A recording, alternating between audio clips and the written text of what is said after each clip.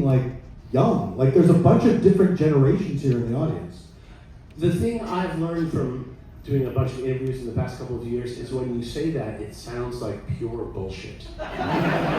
You know, when you say like, yeah, it's really weird, like, it's like the audience is all ages, like who's, like Sammy Davis Jr. wouldn't, it's like, it's a very jive thing to say. It doesn't sound right. The fact that it's true, maybe it is important, but it's not really, it doesn't sound good. I would say, remember, we don't exactly know why. I mean, it is, Right. it is incredibly lucky because older people don't go out as much.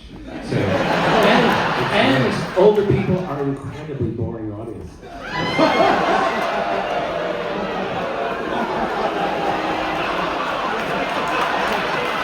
Loves it. Loves the controversy. Loves it. I can look in the mirror. I know I'm a boring audience. yeah, no, I'm in the back, not clapping. That's right. standing in the back, trying to find a chair. Yeah. Yeah. Audience participation, I'm good. Yeah. You're all sitting down, so don't act like you don't get it.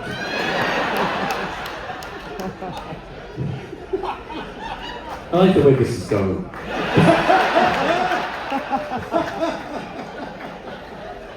All right. I went too far up in the Colton thread, and now we're talking about dinner plans. You could read some other tweets from other people.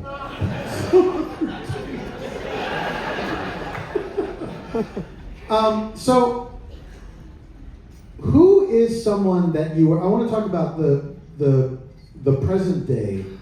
Who is somebody that is inspiring each of you? An artist that's inspiring. It doesn't have to be music. It could be anything. Is there somebody that you're listening to, watching, reading that is kind of giving you life right now?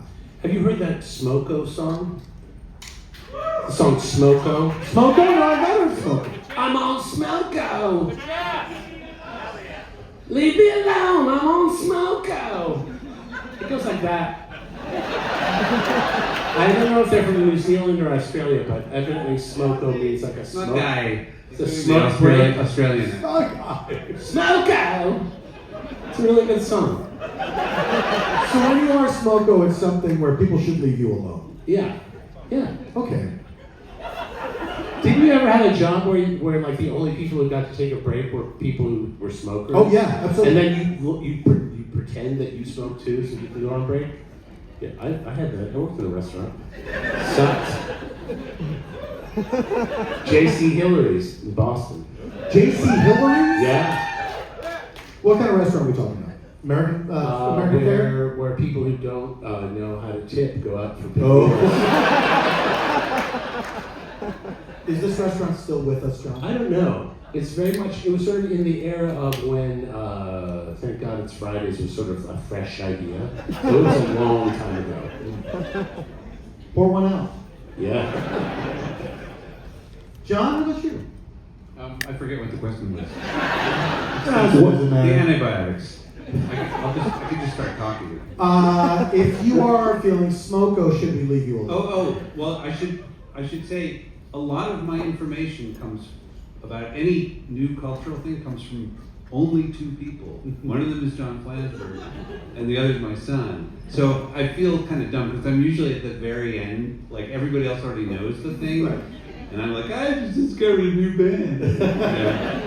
It's embarrassing, but you know, it's great to at least have that. Absolutely. Yeah. So what have they brought you lately? Well, lately, Smoke Out. What's her name? Glaspie, the woman. Margaret Glaspie. Margaret Glaspie is terrific. Yeah, yeah. John played me in that. Yeah. What was Really her song? What's her song called? God, what is it? It's she's playing the guitar on that, which I did not realize. Oh, she's very talented. Yeah, yeah. I really assumed that was a pushy dude. No, she's a pushy. Yeah, she's a pushy dude. It's called Act Natural. The Act Natural, yeah. I think. Yeah. Okay. Now, John, do you and John's son share a lot of the same taste in music? Well, he's a guitar player, so I think that's part of it. Okay. I don't know. No, I would say you have Yeah. very little overlap, which is great for me. Oh, okay. There's a lot of Well, have him shoot me a mixtape sometime. Yeah. I think he's pointed you to like clowncore and stuff like that. Oh yeah. Are you aware of clowncore? I mean, no, but I think I get it. No, I can assure you you don't. Really? Yes. There are elements of clowncore that are transgressive on a level that will surprise you. Transgressive in what way? I'd rather not say in a public forum. All right, here's what I know about clowns these days. No, it's a band. Oh, the band is named Clowncore. It's a band named Clowncore. I stand corrected. And I think actually one of the musicians in the band is, I don't think they are publicly known, but in fact, we work with an engineer who's worked with them, and one of them is like a very high-level virtuosic saxophone player in like sort of the hard bop New York scene, which is like some like super serious shit. And for him to be doing this is very odd. And then on top of it, when you see the video, you'll know what I'm talking about. Well, I have a little bit of homework. Yeah. Clowncore. Yeah. I guess I thought it was a movement of some kind. And I guess I thought I knew what it was about because in Los Angeles right now, there's a big return to clowning. Called Clown. Called Clown. And Different. mostly from what I've gathered, it involves everyone getting nude on stage at some point. Oh, that really? seems to be a big staple of Interesting. You know, interesting point. I'm not part of that! How dare you? John Flansburgh wrote a song that we were originally intending to put on a children's album that mentions nude clowns, and it was not included for the very reason that it had nude clown imagery. Good song, not for the Not kids. the right audience. In fact, your son did a really cool cover. Oh, my son covered it. It's his favorite Flansburgh song. That was like the most. That was fantastic. That was so. Yeah. I kind of cried when I heard it. Aww. Oh, should I tell him? Say what? The adults will still listen. Oh yeah. Well, the adults will share it on some file sharing device. I think that was a real teach a man to fish response. Jonathan Colton goes on to say, once I was at a restaurant with Flans when I was on tour with them, and the waiter asked if we were playing across the street. Flans said yes. What kind of music do you play? The waiter asked, which is a question I hate because I still don't know how to answer. Flans says, oh, rock and roll. And that was the end of that conversation. Brilliant. But then I always want to ask him, for real though, what kind of music do you play? How do you see TMBG fitting into, his words, the fabric? I don't think, I think, the truth is when we started the band, we got pretty far artistically without having a lot of particular interest, and like we were pretty invested in what we were doing in a very specific way without having much of an audience. So it wasn't like we were lost from the start. I mean, we just did our own thing, you know. Yeah. I mean, you got to just do your own thing. I mean, I have to say, when I get into a cab with a guitar case, the cab driver's always like, "You're a music guy," you know. And they always say like, "What kind of music do you play?" And I say, "I'm in a band. It's kind of like the Beatles with like weird lyrics," which But then you normally tell them you're in Fountains of Wayne. And then I say I'm in Fountains of Wayne. I jumped on your punchline. Well, no, I wasn't going to mention that part. But yeah, and I even embroidered even farther and say, I'm the fifth guy, I'm the good guitar player, and they don't put me in the pictures. Because I know the guy is going to be on his, he's going to get off. Right. I don't see you. Right. It's a long drive to the JFK airport. It's got a lot of search time. Joe, what do you say when people ask you, like, if they see a guitar, if they see an accordion case, Yeah. and they say, "Well, are you a musician?" What do you say to them? It's a great question. I think John said this, a version of this. We started out thinking if we define this, it's going to get boring too quickly, and Right. the best thing would be to never say what we do, and because we've both been in bands where we did kind of say what it was, and I mean, it was fine, but we wanted to do something that was just, you know, what is it? Yeah. You know, like, let's not decide. Because once you do put a label on your genre, then you're opening the door for someone to say, well, that's not really the genre. That song doesn't really fit. I don't even know. Yeah, I mean, I don't know why I'd be defensive about trying to pigeonhole it. Except, I guess it makes you seem dumber than. We're not very interesting. You know, we do this thing you've already heard of.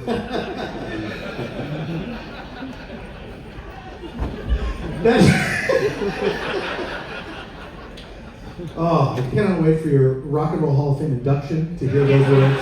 Oh, we have actually agreed that if nominated, we will refuse to serve. Yes. Wow. Until they get the monkeys in there, I really don't feel comfortable. Listen, you know, we've got 2 Grammys. We know awards are bullshit.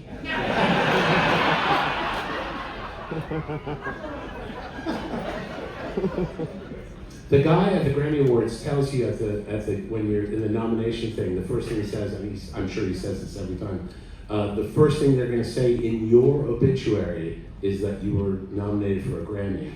I felt super ripped off. Yeah, just like, okay. Yeah. Why would he say that to me? Because it's important. Because Right. awards are important. But I don't want to hear about my obituary.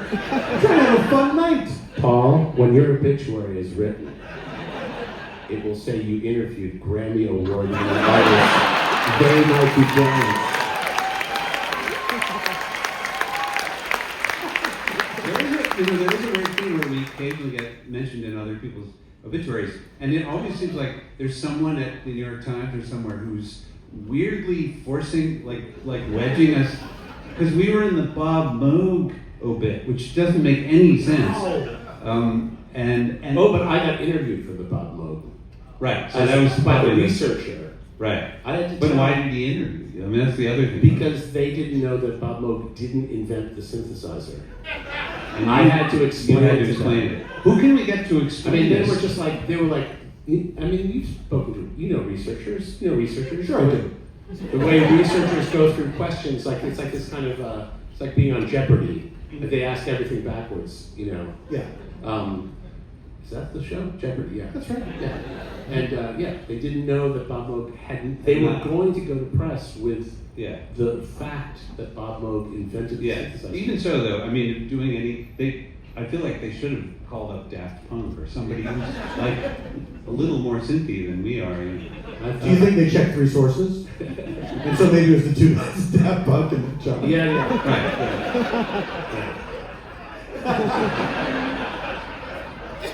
Hold on a second, I can't hear you. Let me take my helmet off.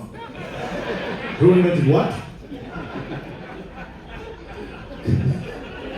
I don't want this night to end. I don't want this night to end. Well, John, I know this is not what we're here to talk about, but could you please tell the Gene Simmons story you told the other night? The Gene Simmons story. Yes. Well, that's a fact checker. Another Yeah, fact checker related story. That's what reminded me of it. Yes, I was out. John Hodgman had gotten some kind of a job. A veteran of the cruise had gotten a job. I don't know how you get a job like this. I don't know why you'd ever leave a job like this. He got hired by Food and Wine to go to fancy places and eat and drink for free, and then talk about it, which sounds like it'd be pretty easy. And he said, like, you want to come along? I've got to interview this fancy bartender, this woman who's the big new thing in Manhattan. And I was like, yeah, it sounds like a blast. And so and then a couple of days went by. And he's like, we got to go to this place. And the only thing I remember is that it was like in the middle of the afternoon, which is a kind of a less fun time to start drinking than other times when you walk out of the bar into broad daylight. What a feeling. But during the course of, they were talking about sort of the popularity of cocktails and Sex and the City came up and they were talking about like how the woman who's like the subject of the story was saying how bored she was by cosmopolitans, and it's like blah blah blah, cosmopolitans, this, that. And at some point in the conversation, I said, I believe that cosmopolitans are responsible for more venereal disease than Gene Simmons. Which I thought was a funny line. And I was trying to, do some heavy lifting for John. And then like, a month later, the fact checker called up and said, how do you know that cosmopolitans have caused more venereal disease than Gene Simmons? And I was like, I was just... You're like, oh, I know. Yeah. How can you prove otherwise? There you go. Yeah. Jonathan has one last question. My favorite thing is to get Flans talking about their early pre-band days when it was just the two of them playing to tape, and Flans would march around with a bass drum. Yeah. This is when he was frequently photographed with a pipe in his teeth. What nerve.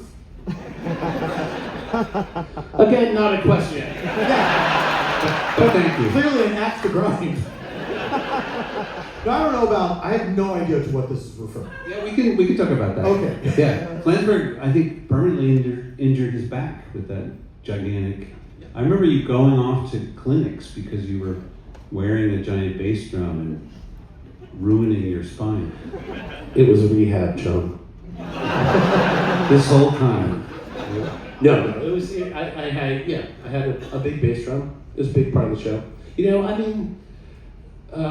kind of came out of this performance art scene where, initially we did sort of a prop thing, Mm-hmm. But we were like we were the band in these clubs where other people were, as we used to say, like lighting their hair on fire with light bulbs in their eyes, just boilerplate performance art. Absolutely. And we were the house band, but we felt like, oh, okay, we've got to like saw an egg in half at least once during the show, which we did. Yeah. I gotta ask, raw or boiled? It was raw. Okay. Yeah. And so what would be like in the set with the big bass drum? Like were you doing guitar and accordion back then? Yeah. Okay. That was the setup. Yeah. We had a reel-to-reel tape recorder, which had drum tracks on it. We lived in this fantastic apartment. We got a big apartment, sort of by accident in Clinton Hill, which is near Park Slope, and Fort Greene. We had a drum kit, and we could make these rhythm tracks. And trying to get a drummer, every time a drummer enters New York City, like 10 new bands begin. But we couldn't afford that. So we just thought this is a way to kind of actually exist in the world. And we put together a little set of songs and started playing. And it was right at the moment that the East Village was blowing up as a very specific kind of trendy, youthquake kind of place. And it was very Keith Haring, Madonna, and beyond kind of vibe. And so it was very exciting, very fun, weird time to be there. What was so funny about our show at that time was, we were performing with a tape recorder, and it seemed like the thing was pretty sorted out, where initially we didn't leave gaps between the songs, and the truth was we were terrified that no one would applaud, right. So we were just gonna plow through. And then go, thank you, good night, bye. Did that mean you had to make the set even a little bit longer to fill the time? Well, we figured out to get a sound man, and he could turn it off. Right. Yeah. Eventually. But yeah, I mean, it was good. It was really good. Before we were talking about how people coming out to shows and stuff. There was this other aspect of the show where, right as things started taking off, like when it wasn't just our friends coming to this interval, and I'm sure you had this exact same experience, where it's like all your friends come out to the shows, and then your friends sort of start drifting away and not coming out to your shows, and you wonder what's going to happen next, and then all of a sudden strangers start coming to your shows. Yeah. And that's really like this super interesting, exciting moment. And right then, you broke your wrists, Yeah. and I moved into a new apartment, and the day I moved in, everything I owned was stolen. Including the guitar. Everything. One guitar. My clothes. Yeah. I didn't. I actually I did. Yeah. The only thing I got left was the tape recorder, which was too big to steal. So, but that was good. It was also the most expensive thing. Sure. But that's when we started the dial-a-song service, and so we bought a telephone machine, and that was we turned crumminess into crumb aid. So, yeah.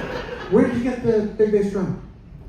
I ordered it from Ludwig. They don't make them anymore. They didn't make them even then. You had to order it. It was a special order. Like you had to just write. Well, like a marching band. Bass drum? No. Like marching bands get new drums, Right. but they don't. They're not in the store, evidently.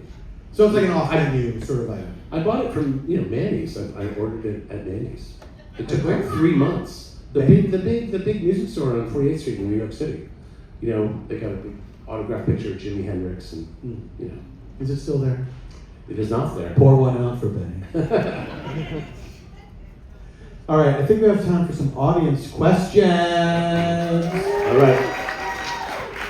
Now look, some of the things I said were not questions. You can't do that. You have to ask questions.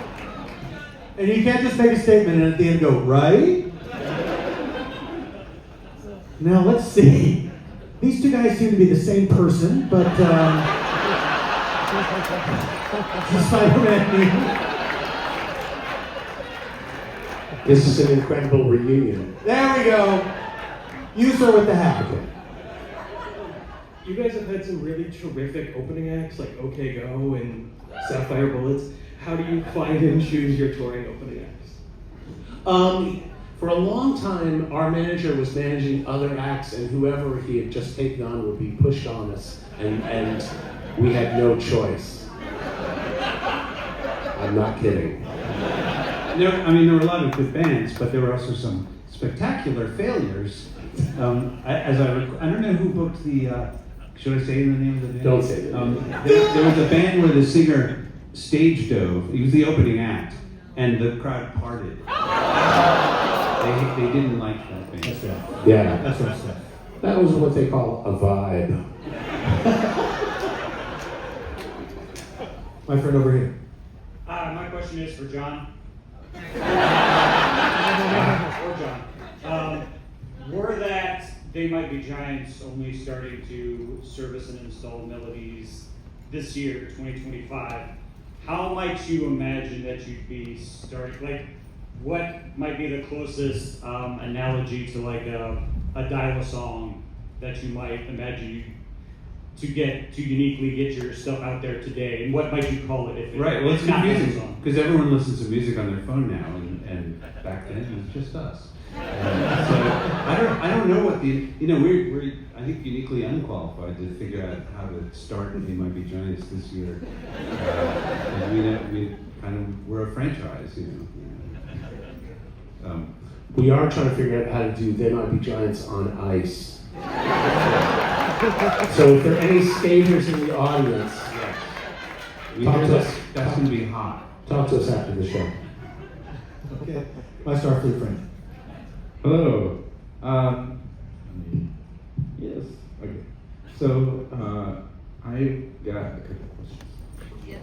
So did you ever consider using Tesla coils on your song about Tesla? How would that work? There are certain bands that use them to tune to make certain buzzing sounds into music. Oh, I mean, I don't know. We came on the JoCo cruise. My wife and I came on the JoCo cruise and saw this incredible theremin demonstration, and we bought a theremin. That shit's hard, man. I've heard they're very expensive, those performers. Yeah, I mean, no frets, no physical contact. That was too hard. Would you say the theremin was the most eclectic instrument you've ever used in your music, or?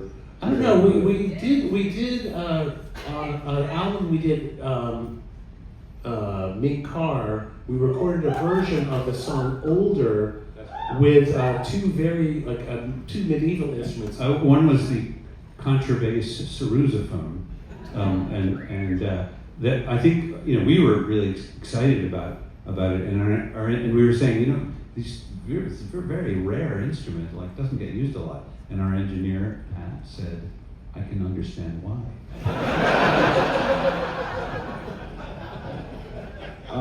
One last thing, my friend Meg's over here has brought you Tim Tams. She was afraid she might be too anxious to come bring them.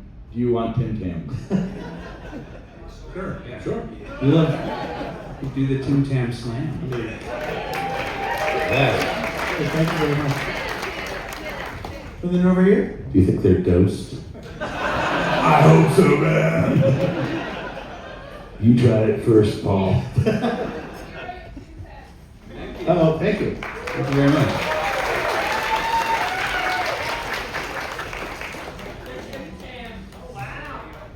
You didn't say they were dark chocolate mint covered. A variety of flavors. That looks like it's worth the price of admission. Hi guys, I'm John. I run the website This Might Be a Wiki. Yeah. Hey. How you doing? Let's get a hearty round of applause for this one. For keeping our shows more interesting than they would be otherwise. I wanted to share an anecdote, which is we started a Discord a couple months ago, and the Village Voice just uploaded a huge archive of 80s, papers on the Internet Archive. And yesterday, a fan found the page that Gloria, who left the voicemail, was reading that has the Intellectuals, the Kiss Clinic, and Dial-A Machine. Wow. Yeah. Okay, so for people who aren't familiar with, I'm gonna use the word lore like I know what that means. The lore behind, we had this phone machine in the kitchen of my studio apartment in Brooklyn, and basically we had a song going out to the world, and it was a message machine, so it took incoming messages. And for the first couple of years, 10 or 15 people would call during the day, and they would just hang up. There was a point where women in discotheques would actually give the number to boys that they were trying to get away from. And those were the strangest, those were the saddest messages, because the boys were like, "Hey, it was fun meeting you the other day, but weird message."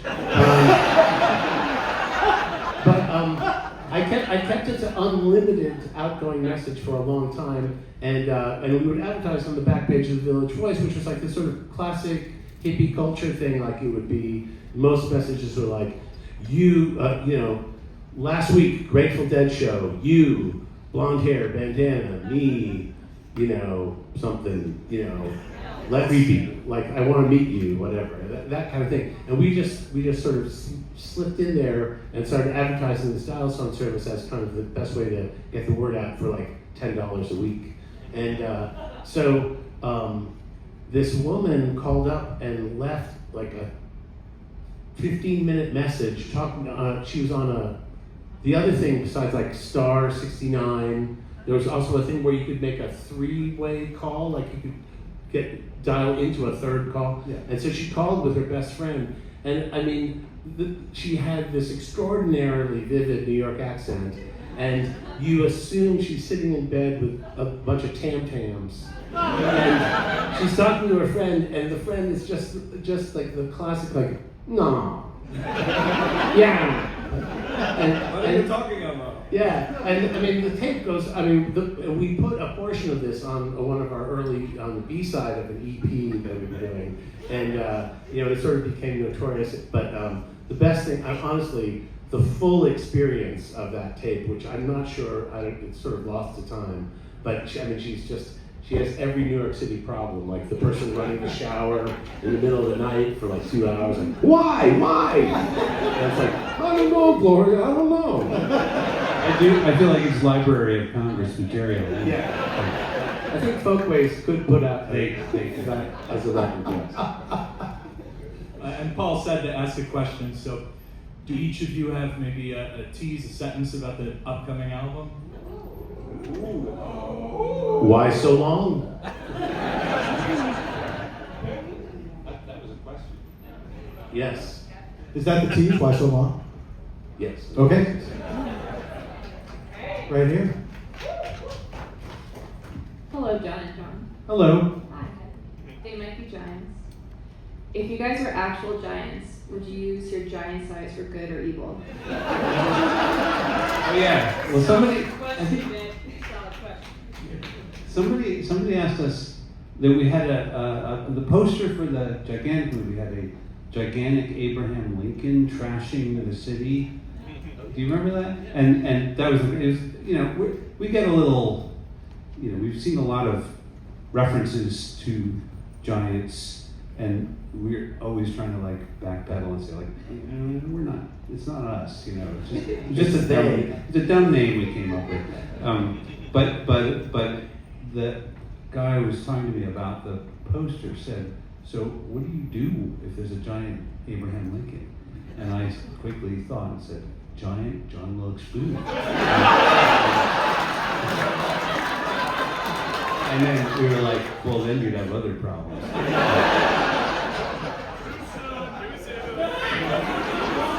I guess the answer is evil. I'm sorry, I forgot your question. Sorry about that. Okay, right here. I got my answer. Okay. Hi there. Hello. Hello. So, a lot of your songs are about some more obscure things and about things that there's not specific explanations for. So my question is, do you have a favorite fan explanation that you've heard for one of your songs over the years? And you're just like, what? Really? Well, I mean, there definitely have been some real thinkers, I mean, the TMBG site has some, but I'm trying to. Well, there was one really thoughtful one that introduced me to, it made me realize, like, oh, that's what the song's actually about, which was Anna Ang. Somebody said, this is the story of Don Giovanni. And I was like, what? No. And then I kind of checked it out and was like, oh yeah, I guess. Not Anna Ang. The statue got me on. Thank you. I blew the. I'm getting fact checked. Yeah. Well, this is the guy who would actually know. Magazine research. Yeah. Yes. All right, thank you. All right, we have time for just 100 more questions. Only 100 more. My question is actually on behalf of my nieces who we're introducing your music to. So they call They Might Be Giants their car music because that's the only time their parents will allow to play them. What are your top 2 suggestions for people introducing their nieces and nephews to They Might Be Giants? Clown Town. Your turn, Linnell. It's the shibboleth. It's the ultimate, like, are you for us or against us? And they love you, so we're looking for 2 specific suggestions so we can boy. prove we're right. I think John already answered. This is kind of a tangent, but we have a song now that is one of our most popular songs that was not anything to do with what we promote, which is the song "Stuff Is Way," and it just became this runaway hit, and it is the most unlikely. And I mean, I guess maybe my point is my predictive powers are not good enough because there's no way we would have ever chosen it as a single. People who heard it probably get that. Well, we would recommend Stuff Is Way for their car Stuff music. Is Way. And Clanton. Yeah. Absolutely, thank you. There you go. As much as folks love the music, obviously, I feel like people just, if you see the sea of like various T-shirts over the last like 40 years, if They Might Be Giants plus, can you talk about the graphic design ethos of They Might Be Giants? I am the graphic design influence of Thin Red. I left an amazing and promising career for a life of toil and rock. I love it as it's a great creative challenge to be working with like this idea of a band. And we made a lot of decisions early on not to put our faces on things so much. Our very first album had our face on it because the artist we were working with, who initially we weren't even paying, drew us into it because he thought that would be fun. But I actually specifically asked him not to. So we were trying to kind of go for a faceless, unidentified project, but when you make that decision, you kind of have to rise to the challenge of figuring out how to drive it with other imagery. But it wasn't hard. I mean, it's like the songs are really open-ended, and there's so many different styles and so many different ideas. It was just really fun. It was just a fun thing to do. You did a really great song for the SpongeBob musical, and I'm wondering if you've ever thought of like taking some of your music and turning it into like a full musical, like Mamma Mia style. I would suggest if we were to do that, because basically what we did was we sent Jonathan Colton a demo, and it was the easiest. It was like wrote the song, sent the demo, and there were no notes. And if we could somehow land a Broadway gig that worked that way, which I know is very unlikely, that would be fun. But if it were like a jukebox style thing with the existing songs where you didn't have to write new stuff? I feel like that would sort of diminish things for me. I don't jukebox musicals. I haven't seen too many jukebox musicals that seem inspired. Right. So doing original ones. Jonathan. Lots of people have approached Jonathan about putting his songs into a musical form because a lot of it kind of you could thread it. You could see how you could thread it together. With us, I think I suppose it could be persuasive, but it's just not our thing. Mm-hmm. We'll have to talk to our estate about that. So put a pin in that one. Yes. Hi. I got the chance to see you do Sapphire Bullets of Pure Love sonically backwards, which was like the coolest thing I've ever seen. And I'm really hoping to see that again, maybe on this cruise, but maybe not. I'm not going to put any pressure. This is the thing, is that flipping it around backwards takes a bunch of time, is part of the time, the interval where we're between sets. And so our lighting guy is frantically working with this video thing to get it to go backwards. And so I'm not sure it's even really technically possible. Fair. Okay. But I'll quiz him. If he could run the lights and flip this thing backwards. It would be amazing for everyone to see that who hasn't seen it. But my question is, do you have your lyrics are always so fun and silly and also poignant, and I just wanted to know, do you have a lyric that you are most proud of having written? All of them.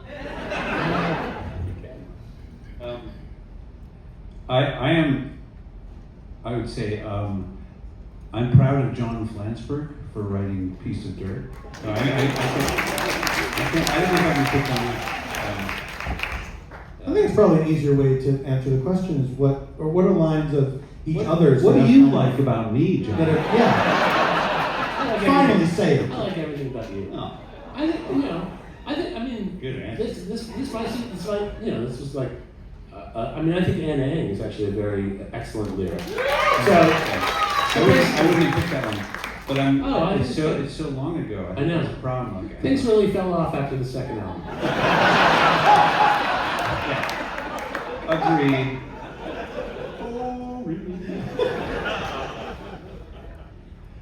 What else?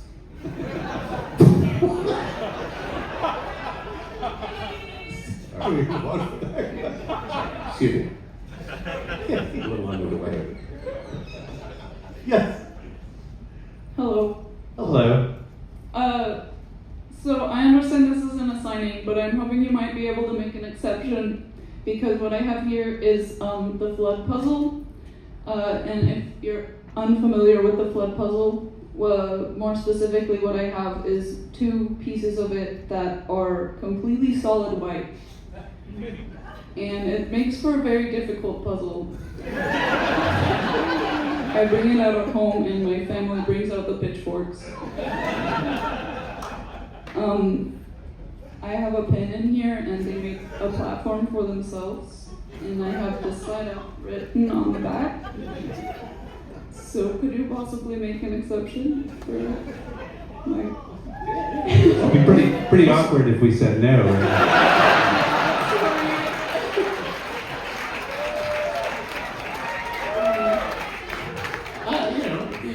Oh, wow. I think my favorite. Okay, I see what you're talking about. This is wow, that's beautiful. My favorite lyric of the night is they make a platform of themselves. That's beautiful. Well, we're gonna get a Sharpie and figure this out for you. There's a pen in there. There's a Sharpie in there. In the back, and if I could just ramble on for a moment. Great setup. Thank you. I grew up homeschooled. More accurately, in high school, I was schooled in a strip mall. And basically a private Christian homeschool. A private Christian homeschool where the one class that I took that was meant to cover everything but math and science was mostly focused on teaching me how to say that all other worldviews pale in comparison to Christianity. Sorry. It is funny when you think about it. Around that time is when I discovered your music, actually through autoplay on YouTube of Jonathan Colton songs, which is kind of funny that I'm here. And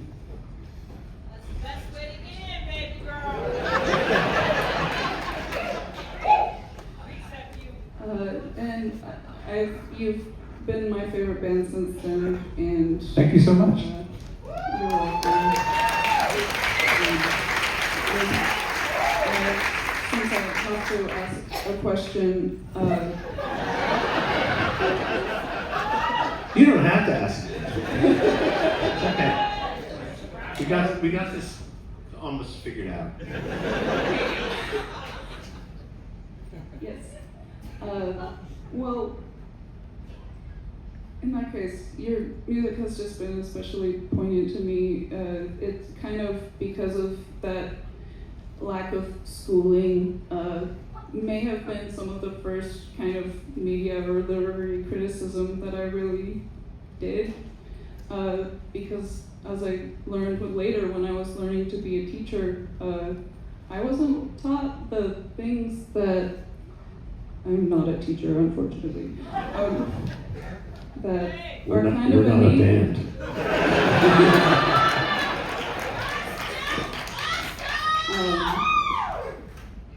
But yeah, so I am very appreciative of all your work. And did you ever figure out how to sing like a girl without being stigmatized?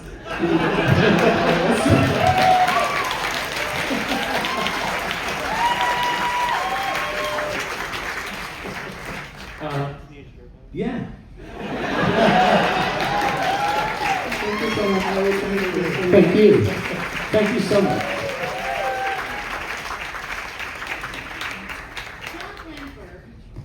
Yeah. It's been haunting me since it happened, so I have to know, were you or your wife crushed when I had to tell you earlier today that the clay gnome class was full? It was a little sad, yeah. I'm so sorry, that's how that went down. Well, you know. I was just a person standing in line, and I was like, oh my god! That was a long line, though. Yes. It's very popular. I thought the clay gnome thing was a safe bet that there'd be a place to sit.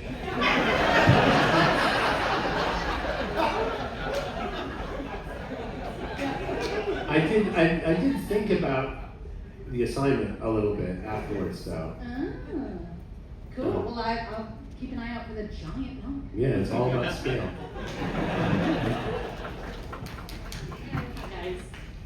I was actually at the Clay Gnome class. I did wait in line for a second session, and I have to say that I then had to go down to my stateroom and take a Dramamine because focusing on something really little on Deck 11 didn't do well.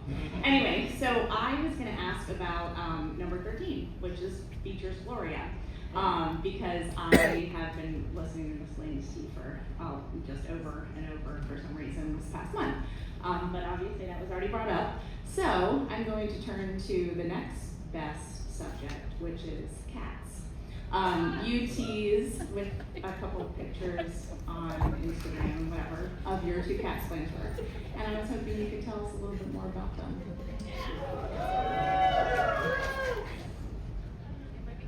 I have a special message to Karen Brown, John's wife. Cats are beautiful. Let them into your world. Your son will not rise to the challenge of taking care of them, but you'll still find it worthwhile. I'm bringing up a very tender subject, which is a little bit of strife in the family about whether or not my son is allowed to have a cat. And as we all know, my wife and I will be the ones actually taking care of it. So, he knows that, we know that.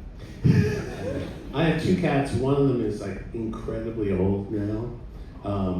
So we're just sort of like, watching him.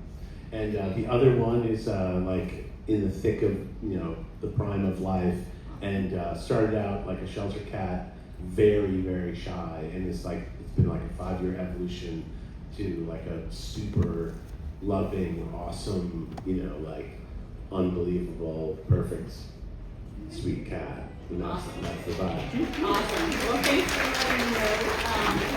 The striped one is the nice one. Okay. I am on this trip because my best friend Sarah over there, we've known each other since high school. We met each other because of They Might Be Giants. We're like, oh my God, somebody knows that band. Let's be friends forever. Yeah. Sarah's two cats are named John Henry and Lincoln. Thank you. We're running low on time, so whoever's in line now, that'll be it. And we ask you if you can be somewhat brief. Yes, you.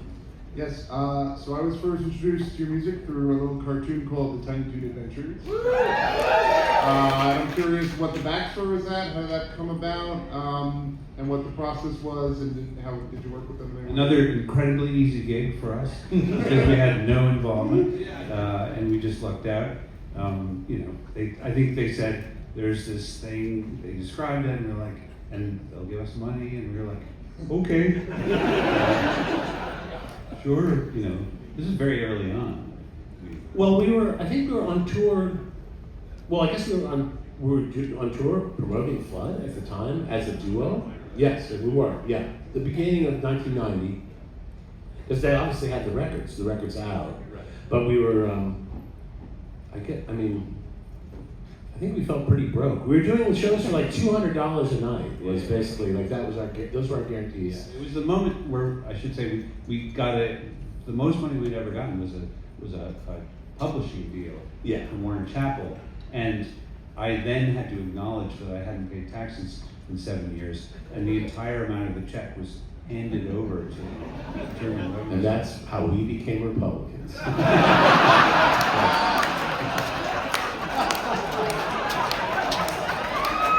I don't mean to be disappointed. Happy to be a proud liberal at that moment. Tax and spend. But yes, it was. It seemed like an astronomical amount of money from the Warner Brothers animation place. Also, there was a little bit of a con because they said they were bringing back Looney Tunes, and we were like, that'll be great. And then we see ourselves animated as like, baby Porky Pigs. Yeah. Hey, wait. Wait and say what size these tunes would be. By the way, I work for the Internal Revenue Service, so thank you for the check. Thank you. offended by you. Well, somebody's double dipping. Asks 2 questions the first time, puts on a mask, and thinks we won't know? I don't know who this person was. About Digital Oil. I am the masked man. Okay. I'm a completely different person. My question is, would you guys ever consider putting back on your show, Spin the Dial? I am very deeply jealous of the people that went to your shows while you were still doing that bit. Or would you guys think that would just introduce too much randomness into your shows? It would be a thrilling thing to do, but I think we would have to commit ourselves to learning a lot of contemporary hip hop in order to make it persuasive. And I'm not sure we have that kind of time. Because part of it was like, at the time, we really knew the songs that were on the charts. So it was like, it was real.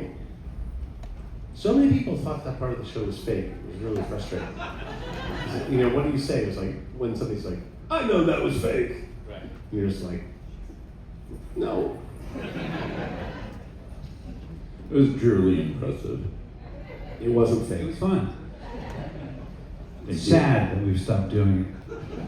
Thank you for doing a different voice. Right here. So the first live show that we saw you at was Get closer to the microphone, next time. was the 45th Gen Con. Did you enjoy the con and what were your favorite? In the Indiana Pacers auditorium, the arena there? Yes.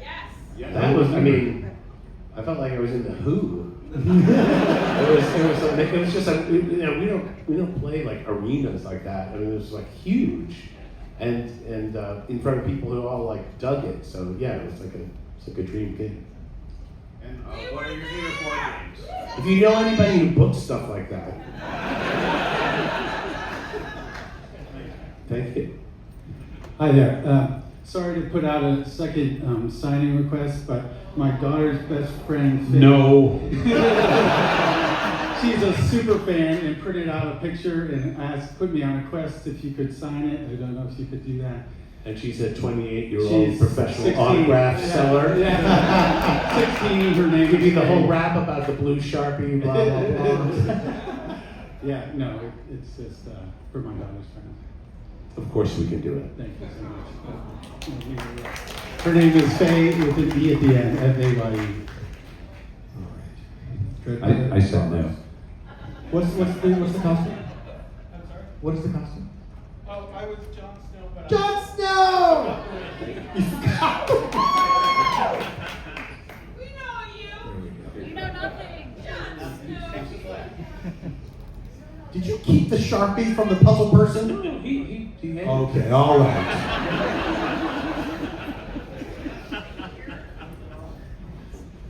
So there's this thing that professional autograph people tell you, which is that the blue Sharpie is more permanent and that they want you to personalize it to them because you mean a lot to them. And the truth is the blue Sharpie is the one that's not permanent and So they take off the erase their personalization. names. Yeah. And sell it on It's eBay. worth more on eBay that way. What a twisted world. I know. Good Grifters. questions. First, Paul, thank you so much for Mr. Show. I'm definitely the guy to thank. You're welcome. Yeah, totally. Bob and Dave, I don't know who they are. That's right. But my question would be about Tiny Toons as well, but that's been addressed. I can tell you my parents got irritated by the fact that I wore out my VCR recording that and playing it over and over again. So my question now will be was there any particular musician who took you under their wing that helped you early on, need credit? Yeah, I would say Chris Butler from the Waitresses went out of his way to, We didn't know him. He saw our band and was so generous to us. Like, it shames me that we have never been as nice to anybody in our lives as he was to us. I mean, we were very, very much strangers. And he was in the bar. The waitresses did "I Know What Boys Like." And he had already had hits. Christmas rapping, and he was just extremely generous. He lent us a drum machine for a while that was like very total unobtainium for us. And another person in a very similar way, Jules Shear, was extremely generous to us and got us bookings in New York. Like called up people who booked like Danceteria and said like, you should book these guys. And again, we did not know him at all, so it's like it was just weird and super nice. Wow. Thank you.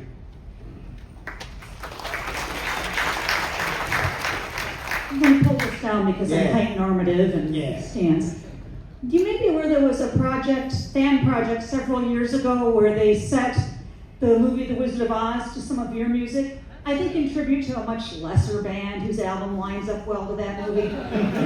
but in this case, like they had Road Movie to Berlin over the credits and sometimes A Lonely Way over Dorothy singing Over the Rainbow.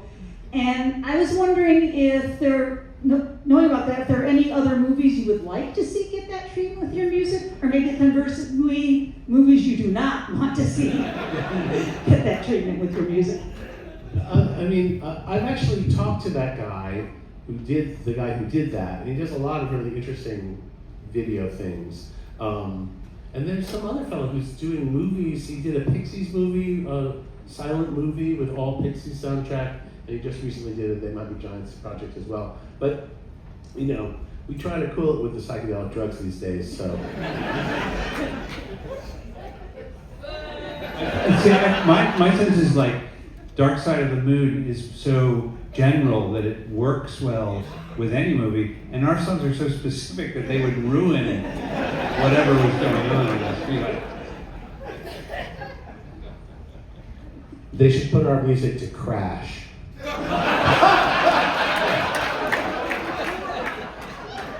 The Cronenberg one? No, the Oscar-winning Crash. Absolutely. And finally, a closer. I think this is a good closing question. I just want to say, I'm one of those people that started seeing you when your friends stopped going to the shows back in the 80s. So this It was you. It was me. This has been a long ride for me. I remember when the first album came out, seeing it in the record store and going like, oh look, they got a record. Oh, that'll never last. But it has, you're here, it's been a long ride for all of us. Like, did you ever think that, what were your expectations? Did you ever think this was going to happen? I think we knew well enough to not predict it. Although I remember at some point you were like, we should keep doing this forever. And I was like, I don't know, Flans, that's a long time. But, yeah. What club did you see a show at? Like, where did you go? Like Dorinka, Dr. B's, APC? No, APC, the Pyramid Club, Dorinka. I think it was like Dorinka. I remember one show in particular when I started to really like you guys. You wait through like 4 bands, it seemed like, and they just 4 bands. Drum sets, and then they finally like cleared the stage. RT Fireflies. And put up the tape machine. It was like, thank God. Oh yeah. We at one point, before we even broke into the performance East Village scene, we actually tried to do showcases at CBGB, and that was kind of miserable. I miss that, I miss that. Oh, okay. I remember the stick and all the more of the performance. The stick, yeah. And all that. It was great, Yeah. Like when you guys did the tape machine shows in Williamsburg a few years ago, like that was so nostalgic. Oh yeah. What happened? It's been a great ride. I hope it continues. I don't want to make it sound like No, it's exciting to meet you. We're stopping now. Thank you for coming out. What a scoop. You heard it here first. This is their final performance. We'd like to thank everyone. Thank you all so much for being here. Thank you for your wonderful questions. And thank you to John Flansburgh, John Linnell. Thank you. And thank you, gentlemen, wherever you are.